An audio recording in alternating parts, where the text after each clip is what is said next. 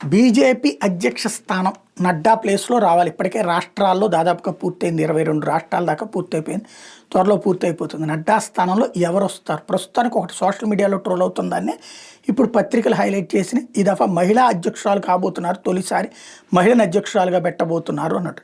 అందులో పేర్లలో నిర్మలా సీతారామన్ కేంద్ర ఆర్థిక మంత్రి పేరు, పురంధేశ్వరి ఆంధ్రప్రదేశ్కి సంబంధించిన బీజేపీ అధ్యక్షురాలుగా మొన్నటిదాకా చేసినటువంటి పురంధేశ్వరి పేరు, అట్లాగే వసతి శ్రీనివాసన్ ఈవిడ ఏదైతే బీజేపీ మహిళా మోర్చా జాతీయ అధ్యక్షురాలు, తమిళనాడుకి చెందిన ఆమె, వృత్తిరీత్యా లాయరు, ప్రస్తుతం కోయంబత్తూరు సౌత్ ఎమ్మెల్యేగా కూడా ఉన్నారు.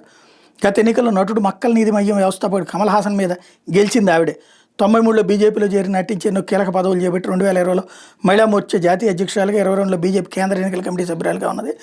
ఈ స్థానానికి చేరుకున్న మొదటి తమిళనాడు మహిళ నేత వసతి అనేటువంటి నేపథ్యంలో ఆమె అన్నటువంటిది. అయితే ఇక్కడ సమస్యల్లో ఎంత మేరకు వాస్తవం? అమిత్ షా, మోడీ వాళ్ళు చెప్పిన మాట విని ఆచరణలో వేగంగా చేసే వాళ్ళని పెట్టుకునేటటువంటి అవకాశం ఉంది. మరి ఎంతవరకు సాధ్యం? ఎందుకంటే నిర్మలా సీతారామన్ అది వదిలేసేసి, మంత్రి పదవి వదిలేసి తీసుకోవడానికి ఇంట్రెస్టెడ్గా లేదు. ఇంకోటి ఆవిడైతే అంత సాధ్యం కూడా కాదు. పార్టీని ఇక్కడ యాక్టివ్గా నడపగలగాలి. పురంధేశ్వరికి మంచి సబ్జెక్ట్ ఉంది, వివిధ లాంగ్వేజెస్ మీద కమాండ్ ఉంది. కానీ బయట నుంచి వచ్చినటువంటి ఆవిడ సైద్ధాంతికంగా పార్టీలోని అంతర్గత విషయాలు తెలుసుకోలేకపోయింది. తను అధ్యక్ష స్థానంలో ఉన్నప్పుడు కూడా ఆంధ్రాలో కలుపుకెళ్ళలేకపోయింది, ఏది పాత వాళ్ళని కొత్త వాళ్ళని. అప్పుడు ఎలా సాధ్యం అనేది చూడాలి.